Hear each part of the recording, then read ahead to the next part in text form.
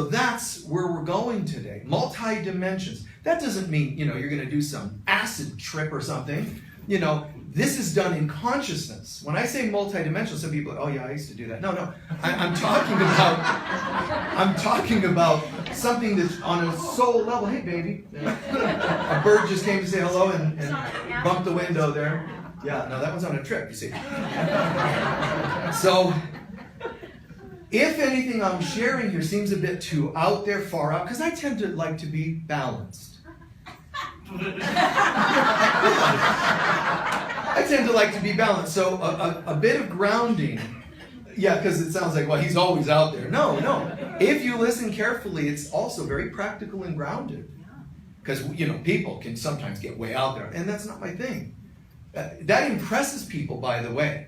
We can do all kinds of woo-woo and wow you with knowledge you've never heard of. Why? I like talking to people about things they know in their soul, and it brings it out when I share it. I don't want to confuse you with, I've never heard that, but it might or might not be true, but it must be. Nobody would say something like that unless it's true. There's a lot of frauds that do that sort of thing, and I want nothing to do with that. I like sharing things that people go, wow, that makes sense. You see, I don't want to wow you, I want to awaken. And when I'm awakening you, I'm also being awakened myself. There's no step up that anybody takes without me joyfully also leaping up as many as I can go with every insight and epiphany we all have and you all have. So if I say something that sounds a bit out there, just remember, there are more things in heaven and earth that are dreamt of in all your philosophies. And really what that means is there are more things, there are more levels of consciousness than you can possibly imagine. And it would blow a few circuits for you even to come close to trying to know how many levels, layers of consciousness there are. So one of the things that's important is we all know that we're multidimensional. All of us know it on soul level. But most people don't live from soul. They live from human. And the human aspect, the human self, is like a testimony and a statement that there are no multi-dimensions. There's only the one right here. The one limited, the one that says you can't pay your rent. The one that says you must get a raise or you don't have any value.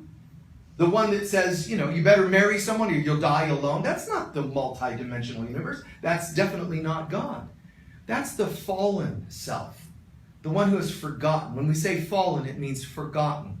The forgotten self that conjures up this limited third-dimensional reality. So, although we all know this, we don't all choose to remember it. We don't all choose to. It's there. We all have it on some level. But some of us just choose to go, I'm just going to keep it simple. 3D, that's it. If I can touch it, it's real. That's all I want to know. We all have it, and there's ways that it appears, multidimensional thinking, consciousness, without maybe realizing it. But it appears, for example, when you're multitasking. Multitasking is sort of a symptom. When you're the type that goes, oh my God, I can't, it's too much going on. There's an imbalance there. And I'm not saying that we should all be manically multitasking. I'm just talking about when the mind can access several things at once. That's a symptom of multidimensional thinking. Because I'm able to do this and think this at the same time. A lot of beings, Saint Germain and people like that became ascended masters, people that knew of them would talk about them. Other mystics and alchemists throughout time. They would do Swedenborg, people we've talked about in talks here. These people could do things like taking two different pieces of paper and writing two completely different things at the same time. Two completely different trains of thought.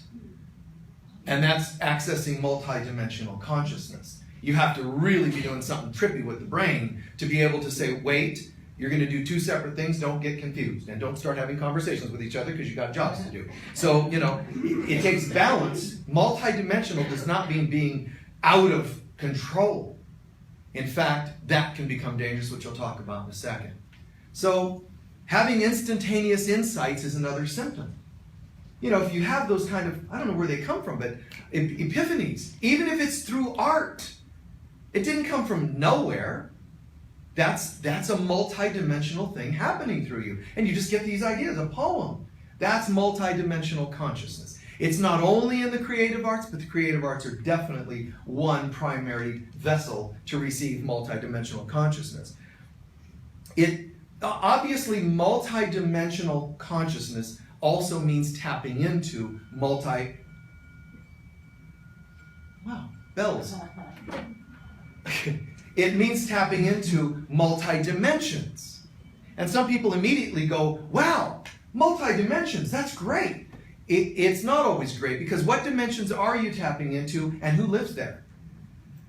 And that's where people run into a little danger. Some people, if you tell them, hey, look, if you just take this pill, or if you hand me $1,000, I'm going to help you access multi-dimensions. It sounds so impressive. You're kidding. For only $1,000 or for only taking one pill? Don't do it.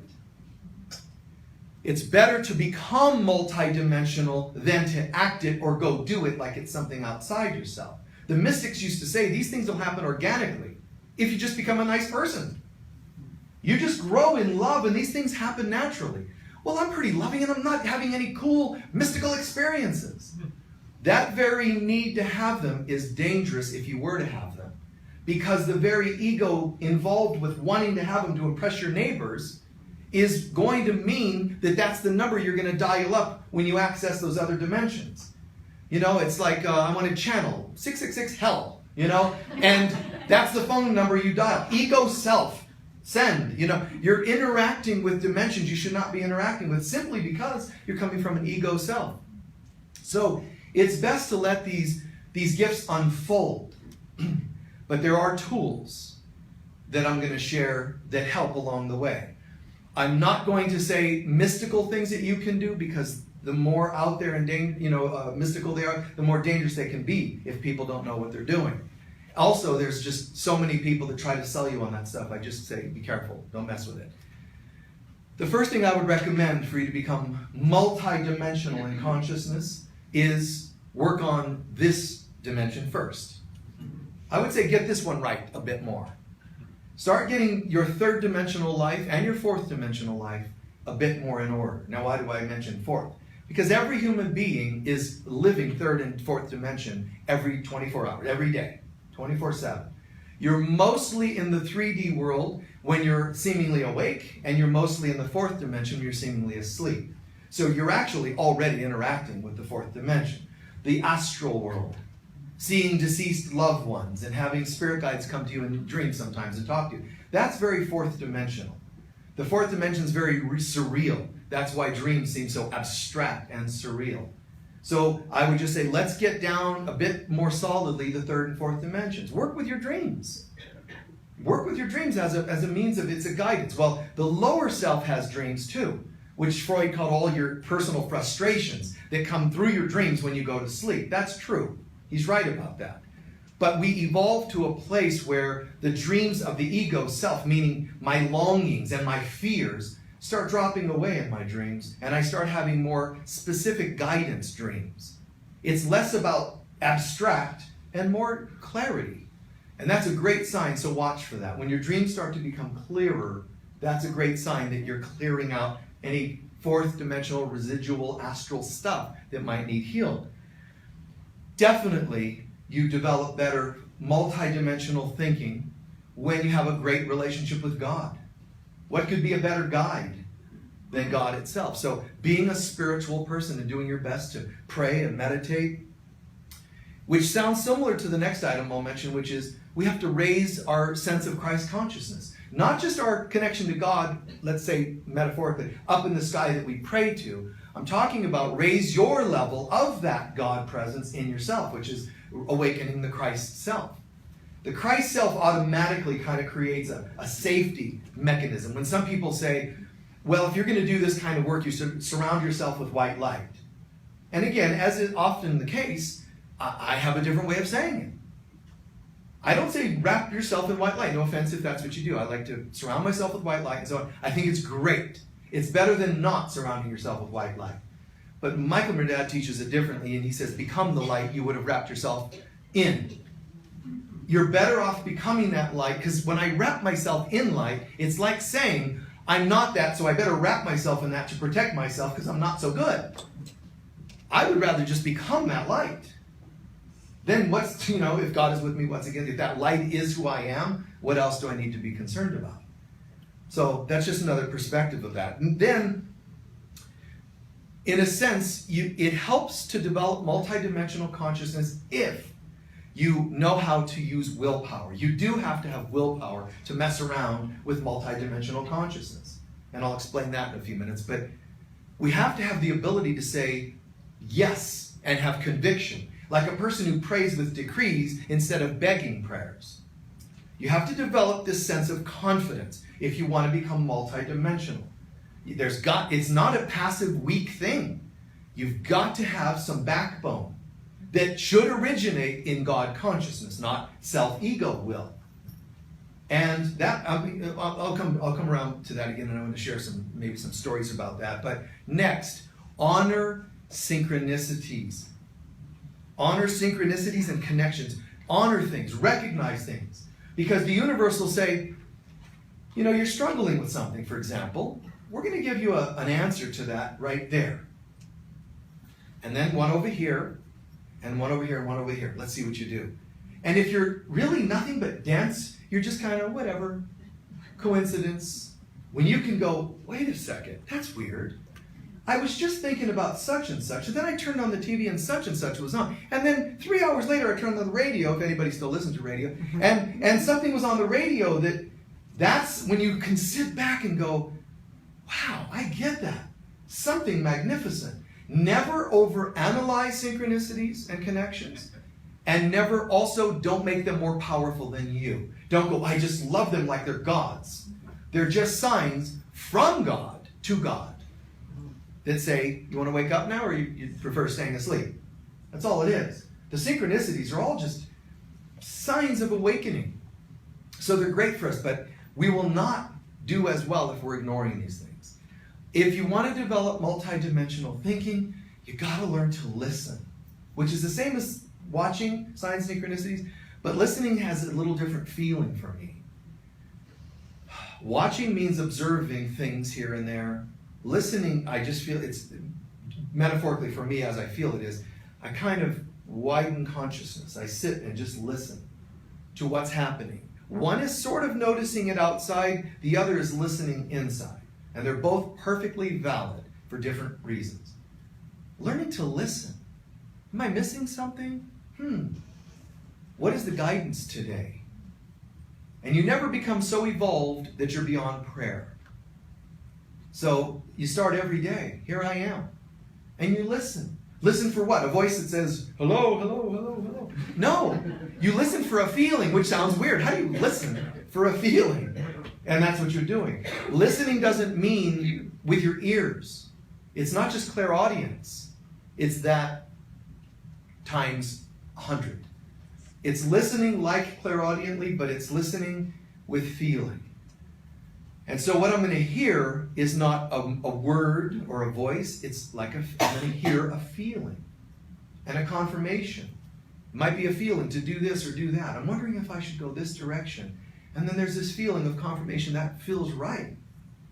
And for me, I don't just get that feels right because I kind of tend to be a bit multidimensional. With it comes all the marching orders. It's like, wow. So sometimes I'm like, not now. I'm driving or can't be writing notes and the downloads that might come. So multidimensionality is kind of fun and funny.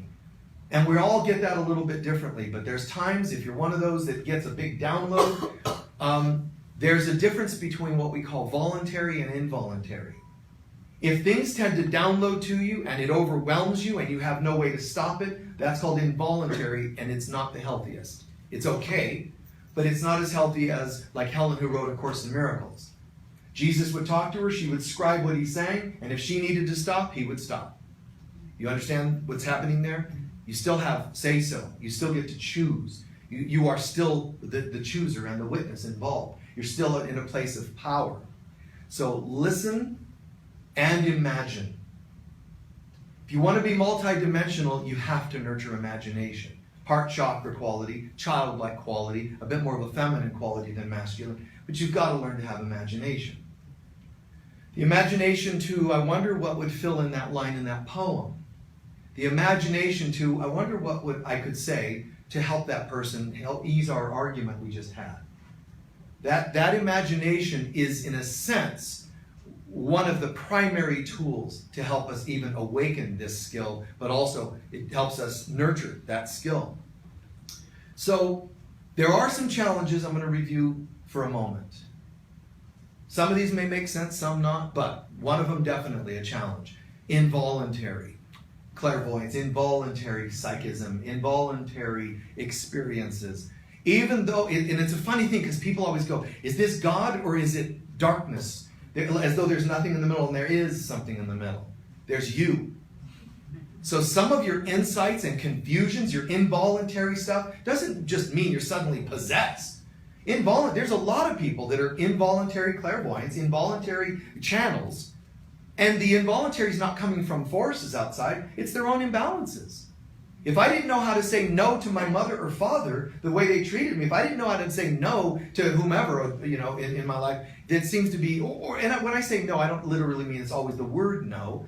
Just even gracefully, tactfully sharing some guidelines of, it would help me better if you talk to me this way or that way. That's still power. If I don't know how to do that in my life, what makes you think you're going to pull it off astrally?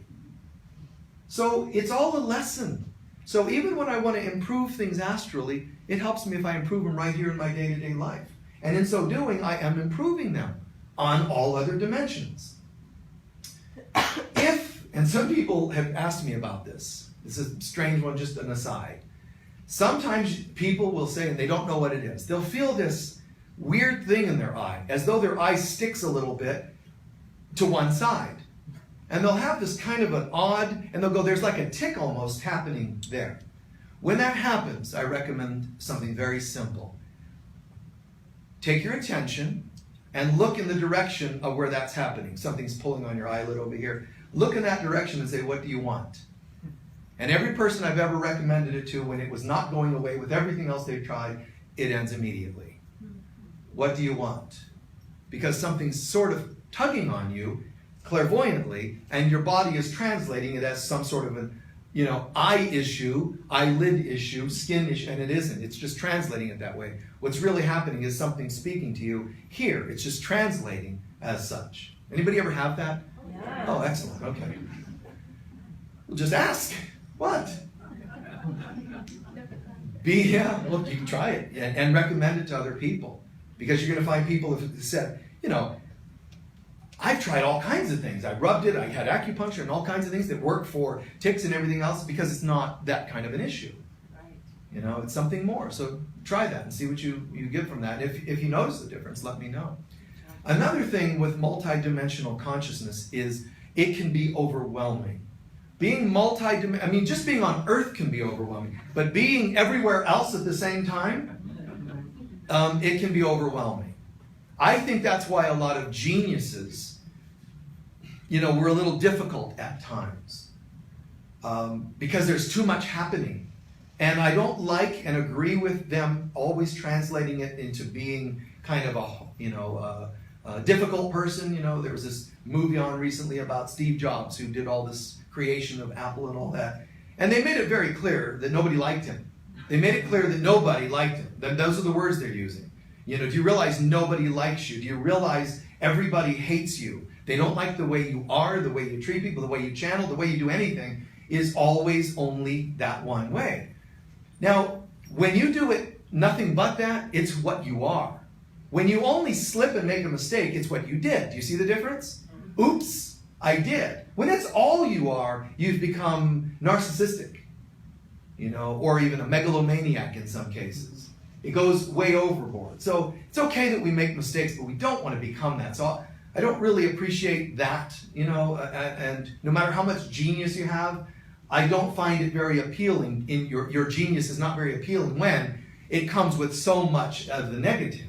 But I will say that getting all that information and so many dimensions at once, it can be hard on your nervous system and on your brain. Even your energy systems, they can become overwhelmed.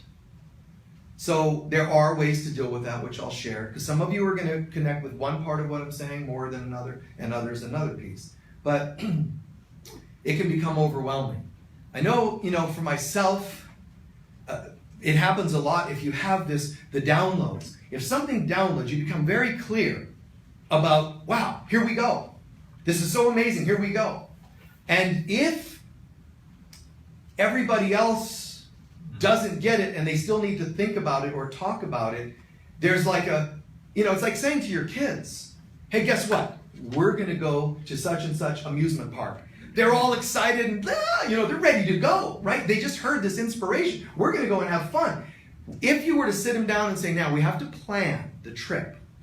We want to know exactly how many minutes we're going to spend in this part of the theme park and this part. They're going to be like, we don't want to go now. We've kind of lost interest. That's what it feels like for me. So if people become too much of a wet blanket, I can get agitated because I'm ready to go and we're repeating things and we're slowing it too much. And I know that's difficult for people. And it's a great lesson for me in patients or for any of you who get that multidimensional excitement. Wow, let's go. This world does not move at that, it's called speed of light. And that's a good thing. Why wouldn't you want to be the speed of light? I'd rather be the speed of light than the speed of doubt, the speed of gray, the speed of black darkness, or whatever. I want to be the speed of light. So we learn to find a balance and a way to kind of ground that. And again, I'm going to come back to that in a second.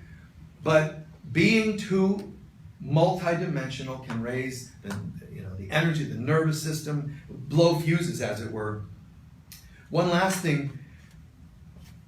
When I think about being multidimensional, it's not something you do in a trance or a meditation. It's sort of a thing, when I use that word listen, it's sort of a thing where you're just choosing to, you drop in.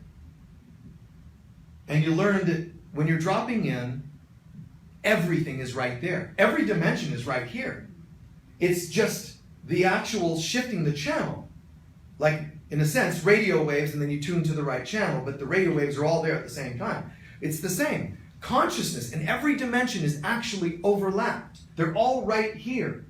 But when you tune in or out, it takes you this way or that way. So 3D is where I turn the dial to the densest vibration, and then hi everybody, three-dimensional, here we are. When I start switching the dial and open my mind, whether it's in meditation, prayer, whatever we do, I start going into higher frequencies. You follow? I go into meditation, so I go into this, the fifth dimension, and so on. Which is already profound to pull off. However, multidimensional can mean I'm not just moving to another dimension, but sometimes when several are happening at the same time. And if you get what I'm saying, you can understand why that could be overwhelming. So there are some very important pieces that we sort of have to talk about, because it could be just as dangerous to have too high a frequency as too low a frequency. Too low a frequency is mundane. Those are people that dense. I don't believe in any of that stuff. I can't see it, it's not real. They're just like Neanderthals, And they're grounded. Some of us marry them. And we go, why can't you be more cosmic? Well, the thing is, if their soul could answer you, they could easily say, why can't you be more grounded? We're actually together to balance each other. Your soul asked for me to be extra dense. You ordered it. I got the paperwork right here. Extra dense variety. So I'm here saying, And you're like, honey, do you know where I parked the car? Well, honey, we only have one garage. I would start by looking there. Oh, you're amazing. And it's just practical answers. This person just, And so when you see that, too much yin, too much yang, it's going to call for balance. When you have too much density and too much airiness, it's going to call for balance. And we get irritated that people are one or the other because we want them to be this, but you really don't. You want balance. And often we're creating relationships that bring us to that place of balance, which is great. Sometimes it's your teacher that brings you balance. Sometimes little drops of supplements through a book you're reading that helps ground you a little more. Or the gym can ground you if you're too airy. So I'm going to come back to the grounding thing, I think, because that becomes a major issue for a lot of people. But, it's very important for us to recognize being too out there, it has its dangers, but also being too dense. Be careful not to be one and criticize the other, because they have their place. So I have some sort of strange ways to describe this, but one way would be to say, imagine you're a balloon and you start flooding too much water into the balloon, it's going to burst. So if a person doesn't have enough thick skin on the balloon, if you're not thick-skinned enough, and I don't mean dense, thick-skinned like non-feeling, but if you don't have enough substance and you bring all that energy in, you're going to burst like a balloon. Picture something, let's imagine your being is a V shape, and you start flooding all that energy that's up at the top of the V down to the point. Boom! But what you can do is take the V shape of yourself, and imagine this, imagine widening your base so that it can receive more here. You are in the third dimension. Yeah, but I love being way up here. Most of my time is spent in my upper chakras, upper dimensions, higher consciousness. And it could be because you're meant to be just channeling clairvoyance. It could also be that you're avoiding the third dimension. Most people that are like this are wounded, they're hurt. And what they need is to widen their base. And I have people say, well, how do I do that? And I say, well, a variety of things you can do. But I'm just giving an example, not to teach right now. I'm just giving an example of what I say to some people. They're like, hello, Michael. It's great to be in a session with you. I'm sorry I'm 3 hours late. I got lost getting here. I thought you lived next door. I do. But I got lost and, for a few hours. It might have been aliens abducted me. I don't know. So I say, you know what you need? I need you to start eating meats. Oh, no, I don't like meats. And of course you don't, because that would ground you. Right? So it doesn't surprise me that some people it's a boring idea for them to do things. Like, a certain kind of exercising or whatever it happens to be. Some people get really turned off at the very idea. And that's not a criticism. What I'm saying is, it doesn't surprise me, because that's why they're so ungrounded. That asking them to do things that would widen their base and get them in there is going to be things that turn them off. So, what I recommend, again, this part might be the most important for some of you, but things that I recommend is we have to widen that base. What can we do? One is very simple, grounding visualization exercises. Grounding exercises. Learning just, even when you're standing in a store, just unlock your knees and see, now my breath isn't the magic. When I drop in with a breath, the breath is also a metaphor of me getting in my mind to drop in. So it's not the breath is the magic, it's you that's the magic. So you drop in and you kind of ground yourself. Another grounding thing is slowing down. I don't mean procrastinating. I'm talking about when you're walking through the parking lot here. You learn to move, because a lot of people very abrupt. Oh, I gotta go, and bye, Michael, It's like I'll say, just relax, slow down. Because you can't be present and here while zipping at a fast pace. And I'm not talking about moving quickly as much as I'm talking about frenetically. Okay? Frenetically. Nervous system's just fried. So you do simple things like this. Where am I, by the way? Oh, well, I'm in the parking lot at Unity of Sedona and I'm walking to my car. Really? What's the temperature like? I don't know exactly. Show up. What's the temperature? I don't know, it seems about 75 degrees. Is there a breeze? You hear any leaves? Literally slowing down to notice. Not a hypervigilant notice, but a presence. Like, where am I right now? Yeah. And feet. Am I feeling my feet? Am I feeling the ground? Am I walking on gravel? Grass? What am I feeling right now? Slowing down is a hugely underestimated technique for grounding, because you have to show up. Calming your breath, just even, just even, I don't mean just a grounding visualization breath, but just even noticing breath and slowing it down. There's a system called Ayurvedic Healing. They love to balance the doshas, or the constitutions of a person. So a person can be so imbalanced in their constitution and chemistry that Ayurveda could be one way to help, for some people, to balance. Acupuncture can be one way to get the 5 elements more balanced, because it could be a major imbalance in these systems. And again, what I would be looking for is grounding, more balance. Yes, eating certain foods, the low-ground vegetables, maybe grains, because they're a little dense, heavy, and definitely some meats. preferably more like red meats. I know that's hard for some people, but it grounds you, which is what we're looking for. And even if it's minor amounts, small amounts, whatever's going to ground you. I've had people say, well, okay, Michael, I'm going to try and I'm going to start eating meats. So how about this kind, or fowl of something? No, they fly. I want you to eat something that once in a while touches the ground, Or if I say to people, exercise, it's a great way to ground. Stretch and work your hips and legs. And I had somebody, I tend to, I love climbing mountains. No, that's up. I want you here. Do something that makes you feel the ground. Even though steps are going up, it really works the legs. You're not relying on arms and you're not up in the air. You're moving those hips and legs. It brings energy down to your feet, down to your legs. It's not the magic of the body part. It's a magic of pulling energy and attention downward. And just examples. Exercise, hips and legs. Healing the things that make you feel so hypersensitive can ground you. Healing the things that made you as a child leave your body. Healing the things that make you not comfortable being in the third dimensional world. That's a good idea. The inner work, the counseling, the 12-step work. Look at it. It's very simple. I recognize that I'm accident prone. Wow, how do I know? Well, look at your legs. If you've got bruises everywhere, it might be a symptom of being accident prone, or that you're a Sag, but we won't go there. So, so a little bumping around here and there, I notice I bump into things. That could be a sign of being too up in the upper chakras. I'm not noticing my surroundings and I hit things and get bruised or, pained a little bit.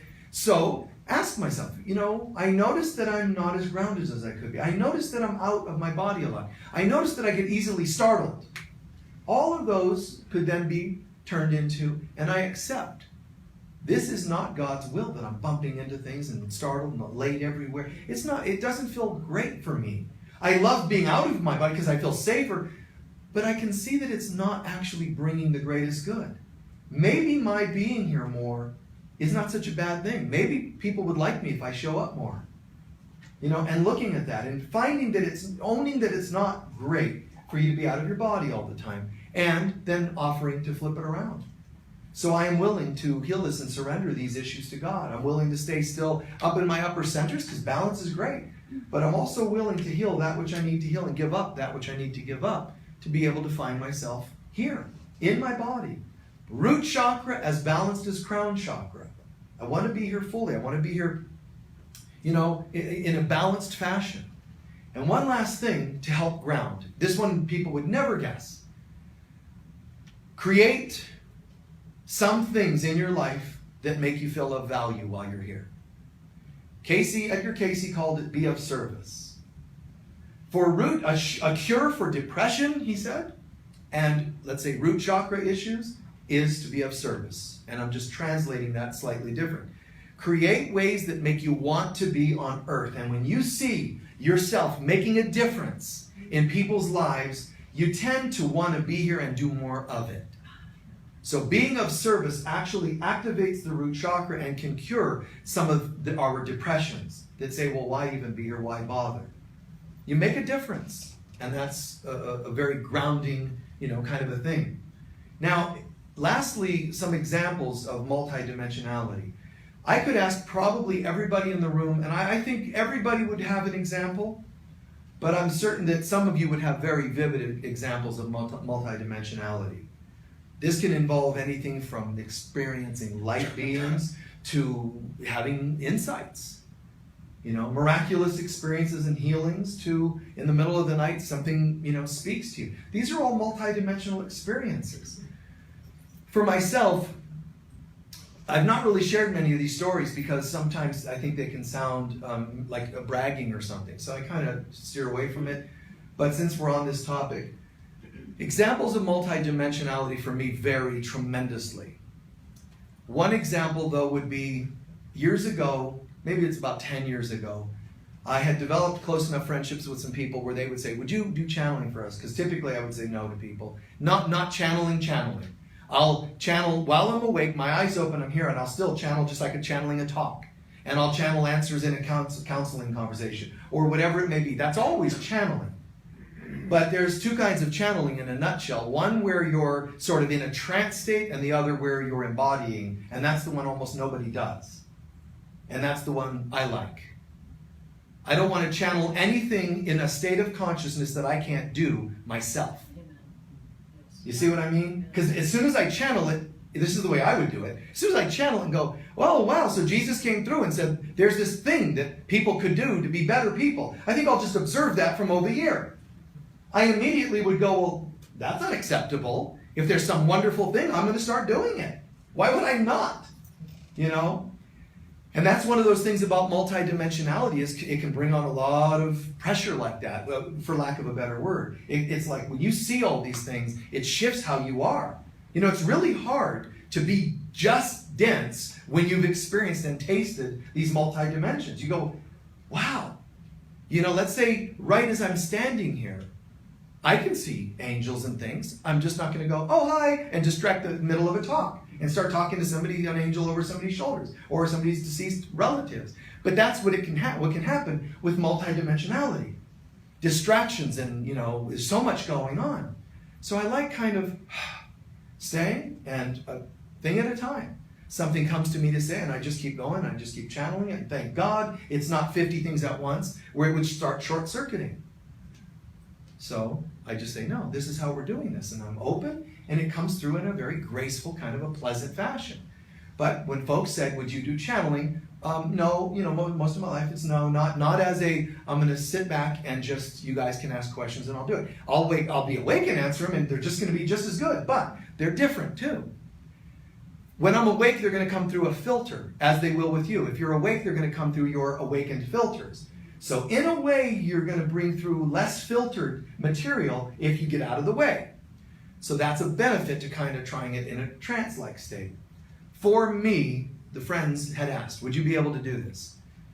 Would you do this for us? We're curious. Because I would tell them, okay, last night I was picking up some of this and that and the other. We're going on a sacred sites trip to Egypt, and here's some things that are going to happen. They're like, whoa, we go there and it all happens. So it's not just psychic. It's going into multidimensionality to get these ideas and insights. So they're going, could we be in the room when you do that? You know?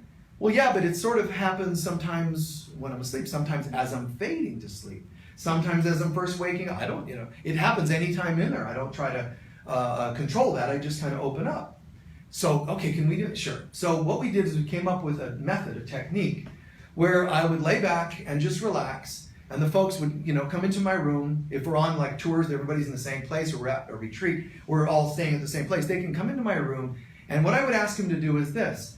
I would ask them to press on my legs. And as they're pressing on my legs, what's happening is it's a symbol. The legs are grounding. So as they're pressing on the legs, they're releasing density. So I'm immediately, it's almost like an in-breath, out-breath. Press in, release, insights. Press, release, insights. You see what I'm saying? It's like these waves of boom, boom, boom, boom, boom, boom. And on occasion, I would start drifting into sleep. And they would go, you know, maybe talk to each other, because they started recording them. And so you would hear, you know, I think he's asleep, and then sometimes, you know, often I would just come back and start saying more. But the insights were beautiful, and they're about, you know, we're going on this trip, and here's what's going to happen. And quite amazing. It would involve light beings and synchronicities and all kinds of things. But we were using this kind of a technique, for lack of a better word, and it's important just to remember what I'm describing. The symbolism of get the density out of the legs, and off you go. Or you need to ground, work the legs, and anchor in. Just like the stuff that has to go on to launch a hot air balloon and then bring it back to Earth. You know, it's sort of like that. That's one way that one can navigate those worlds. Do I have to have that? No. It's just one thing that we came up with. Plus, it was great to get a massage now and again. And Edgar Cayce would have a means for doing that. After he would do his readings, he would always ask for crackers, a wheat product, dense, you see. That was how he got back in his body. Now, when Edgar Cayce would go into trance, like me, a lot of times when I was in that state, I would hear myself saying things, and sometimes I wouldn't. Cayce was one of those, he would not remember. He would do the trance, and then he'd come back and he wouldn't remember a thing about what he said. But one interesting story. As Casey was fading into that trance state, they didn't know what happens metaphysically. But the stenographer is sitting on one side of the couch that he's laying back on, and then secretary or somebody else on the other side. So he's lying back, and somebody writes a note, ask him about such and such. And they hand the note over to the stenographer, and his body just jumps up, just heaves up in pain. And now he's holding his side, and he's in a lot of pain. And, they were startled. They were just handing a note over. So later in another reading, what happened? So that we don't do it again, what happened? Well, Casey's body, soul, astral body, was hovering above his body. And when you handed the note across, you sent your arm through his spleen. So there are more things in heaven and earth that are dreamt of in all your philosophies. While I was doing these, I remember at times the folks that were with me would get startled. One time that I'm sitting and lying back, and things would happen. Music would happen, songs would happen. I would start dialing things, and all kinds of bizarre things are happening. And I was laying half asleep or asleep. So I'm just going into all these other places. But one time I reached my arm up, and one of the people seeing that, they saw my arm disappear. They got startled, and they were like, "Michael, come back!" They didn't know what all that means. And one of the weirdest ones was moving into these other dimensions. There's sort of an effluvia, sometimes there's this fluid that effect you have. So as I'm doing this, there's all this liquidy stuff forming in my body, out in my mouth, and it's almost like I'm like drowning. And that's another time that they got startled, because there's all this liquid. And when I kind of quickly sat up, I could spit all this stuff out, whatever it is. Moving through these various dimensions, like in a sci-fi movie. It's like that. You're moving through dimensionality. You can feel colder, you can feel hotter. There's fluid effect, or disappearing and becoming more ethereal. You're moving through dimensionalities. But you've got to have some backbone. I remember an Australian guy came to me. And some people, if I tell this story, they're going, oh, come on. I knew he was telling the truth. I could feel it. But there's also things he told me about the story that he wouldn't have known unless it were true. Things that I know about it. And he says, Michael, in his Australian accent, which I won't do after the Michael. He said, they called him, they had a nickname for him that was related to what had happened to him. And he was dealing with draconi or reptilian beings, aliens. And you go, oh yeah, right. There are more things in heaven and earth, etc. So this guy comes up to me this is like this welcoming party they had for me coming over to do some tour. And he says, people don't believe me. And he says, but these beings, they take me on their ship all the time. And he says, and when I first got there, they used to try to control me and so forth. And he was describing, I just told them no. He used the soul's will, and now he's telling me he still interacts with these beings, but they have no control over him, because they're like, you just don't mess with this guy. He has this no, and they get that. And that can sound surreal and strange, but he told me things about the beings and so on that he couldn't have made up. So where other people are like, yeah, they're like, Michael, you want us to get you out of this conversation? I'm like, no, this is cool. Because I really honored not only the guy that he had an experience, but that he was able to say, there's something about it that people don't get and underestimate. The power of your will.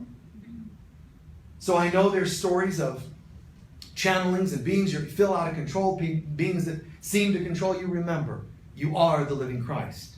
You are a perfect holy child of God. So instead of only going into fear, oh my gosh, what are you doing? Knock it off. We won't be doing that today. No. Assert that will. You can surprise them. Another story, and maybe the last I'll share.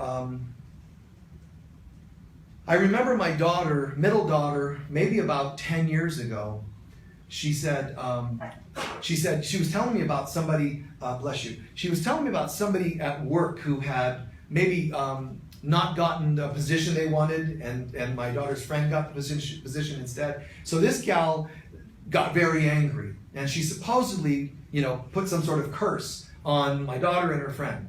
Now her friend was having all kinds of weird, dark experiences happening because of this, and my daughter wasn't.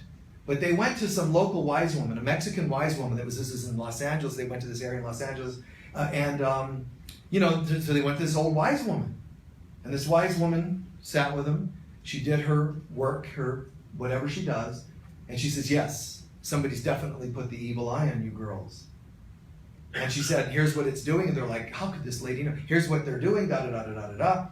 And she says, turns to my daughter and says, but it's not working on you because of your father.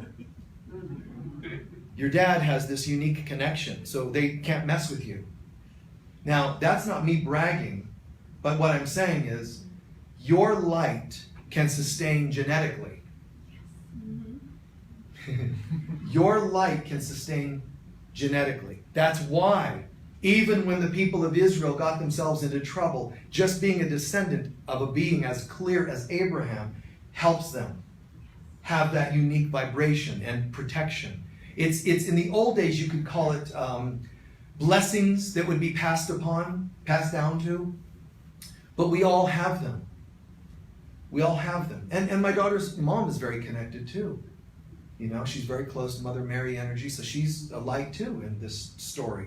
But all of us, the more we are the light, the more first of all, the more it opens us up to multidimensional consciousness, but organically. The more we are the light, we lessen challenges that can be a part of that multidimensionality. The more we are that light, the more balanced we're going to be. Not hyper air nor hyper earth, but nice and balanced. The more we are that light, the more we're protected. The more we are that light, we even protect others around us. And there are so many times I've seen evidence of that, where I of myself could do nothing. Me, the teacher, the healer, whatever else I may be, that piece would not have had me protected nor guided in whatever insights I was getting if it was just me getting those or protecting. The little me cannot do anything, and I'm aware of that. And often, it's such a funny thing, and I'm so grateful for it, but it's in my ability to say, of myself I can do nothing. That is the very thing that brings me everything. I can channel anything of light. I can do anything. That's how I feel. I feel great. I feel balanced. All this is not a bragging. It's I feel so grateful that in something as simple as here I am, I feel full and filled. I don't go, wow, look at that. I nurtured that skill and I learned. I don't feel that at all. I didn't go and study this and that and the other to learn anything like that. Not academically, nor metaphysically, or very little metaphysically. I feel like as children of God, this should and can come to all of us. And it's not by the doing as much as by the being. Multidimensionality. We drop in and we open ourselves up and we realize we can do everything.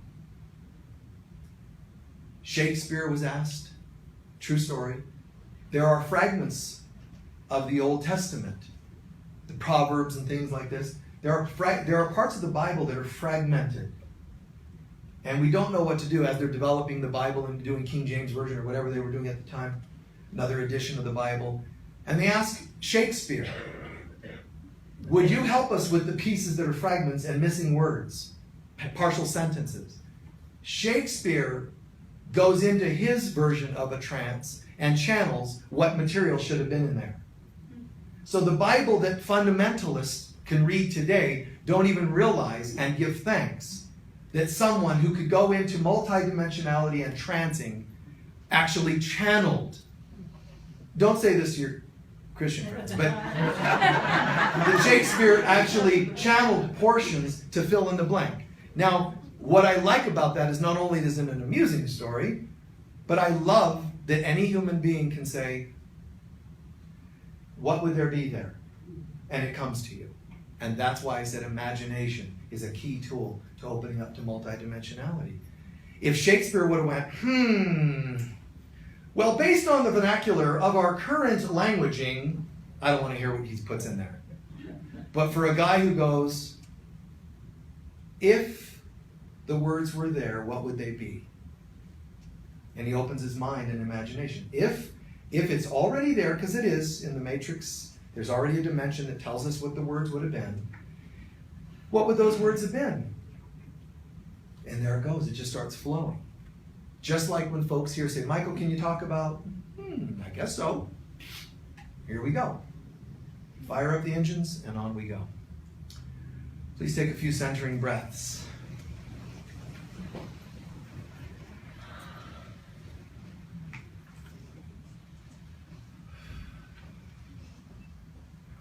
Centering breaths. Setting aside all stuff of the world.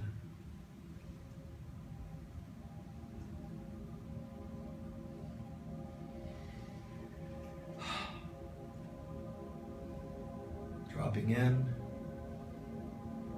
feeling our breath, allowing muscles to decompress the way I described people would press on mine to make room for higher dimensions. Just give permission for those muscles to relax.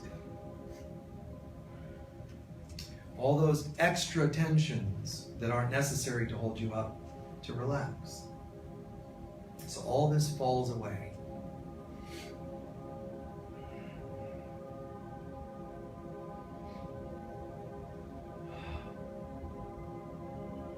As though we're going on a journey, we ask the Holy Spirit, the Divine Mother, to be our guide. Be our guide in all things, including this, our decision to awaken to who we really are to a new level. Guide us and show us how much there is that we are. These are not dimensions we go to that are outside of ourselves. These dimensions exist within ourselves. There is so much more to me than meets the eye. I am creative, spontaneous, clairvoyant, clairaudient, grounded, all at the same time. I am an amazing cook, an amazing parent, or whatever happens to be your thing.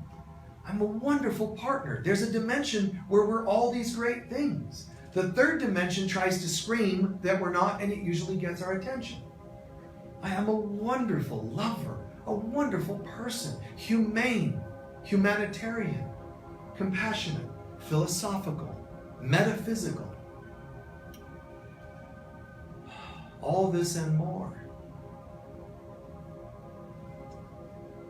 As Jesus said, all the things I have done, you shall do and more. All the things you see me to be, you are and more. We allow ourselves just to relax in opening and expanding in consciousness.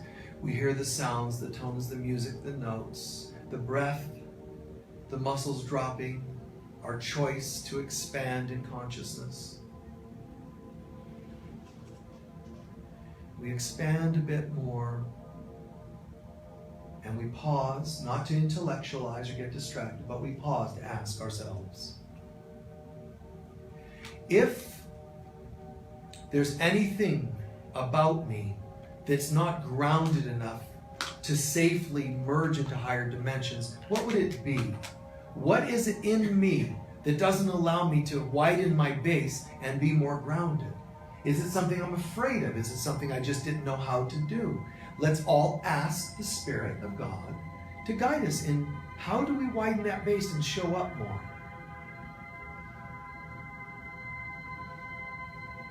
How can I be more safely grounded so that I can more safely launch, as it were?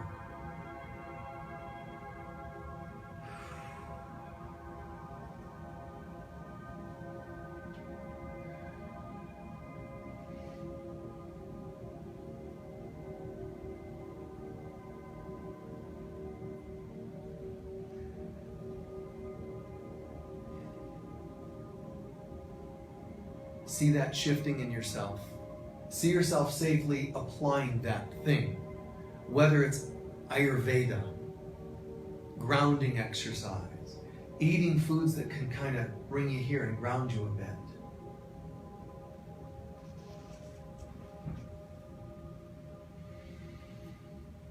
And then we ask, and is there anything I can do, whether it's from the things I shared as examples or things that come to you from Spirit? What also can I do to expand my faith, trust, abilities to open up to higher dimensions as well? See if there's any practical statement that comes or thing that you can do. You see yourself and then see yourself doing it. What can I do to open up?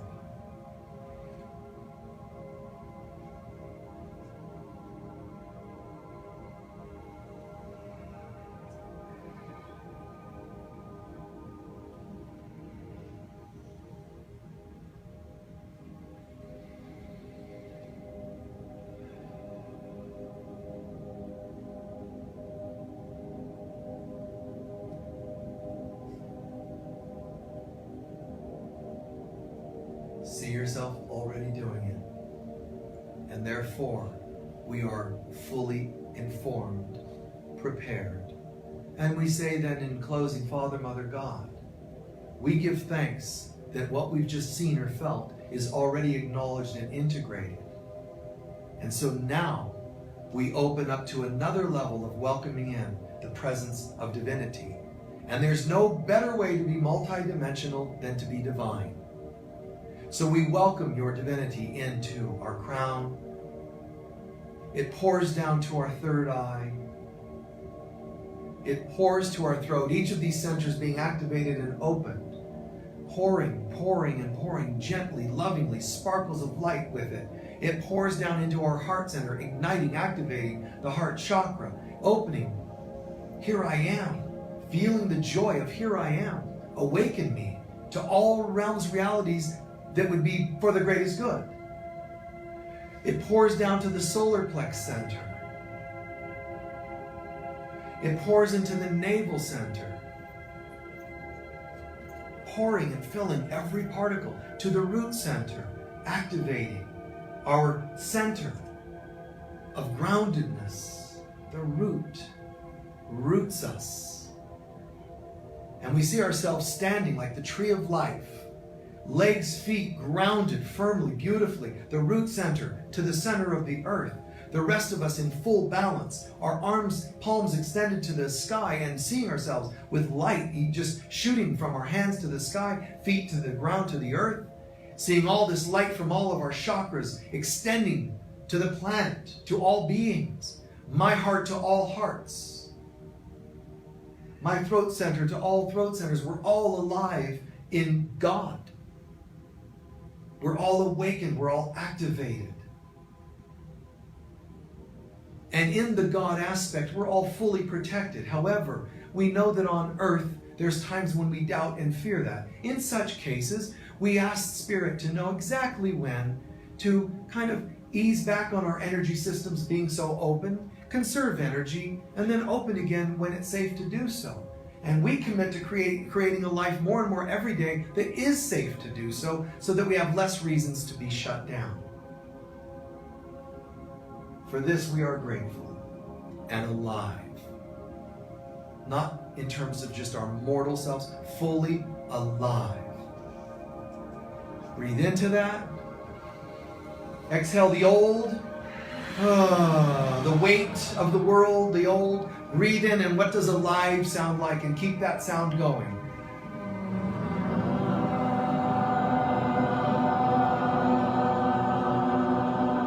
Keep going. Take a breath when you have to and keep it going.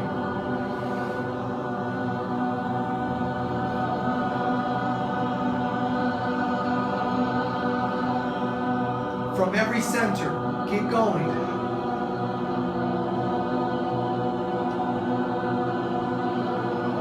All creatures, to all beings, throughout every dimension, every planet, every star.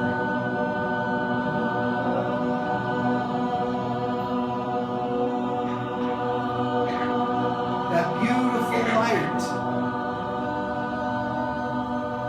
Visualize the whole universe sparkling because of the sound you're making. Picture it.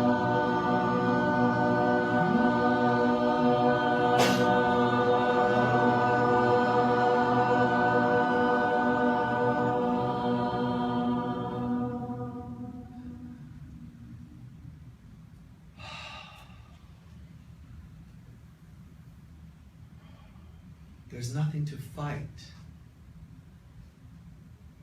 There's nothing to fix. we center into love, and then we vibrate the hell out of everything. Right on. Just vibrate the hell out of it. Bring everything so much love and vibration that all that is unlike that just breaks apart and bursts into light. Whether it's genetic, whether it's multi-dimension, some other realm, everything just turning to light. Pray and meditate along those lines. And remember, grounding is also applying the inspirations you get. Application of your inspirations is also grounding. All right? Thank you. Peace be with you.